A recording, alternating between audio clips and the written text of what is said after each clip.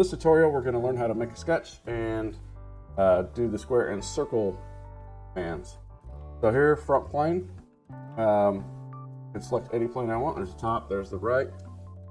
Okay, so then I'm going to do the front plane here. I'm going to go out and add sketch up there. Some of you may have the command manager. Here over here, same command. And then you can make lines,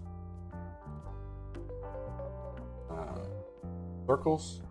I want to point out here, I'm going to make a circle right here and put a dimension on it. Now you notice that the circle is blue, but as soon as I put this dimension on it, it turns black.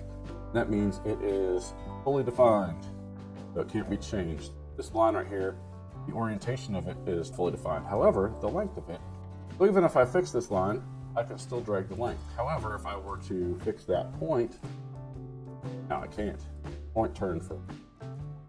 We also have these relations that you can see right here, and that one's fixed, and I can click on it and delete it. Now I can go. So that's the basics of a sketch.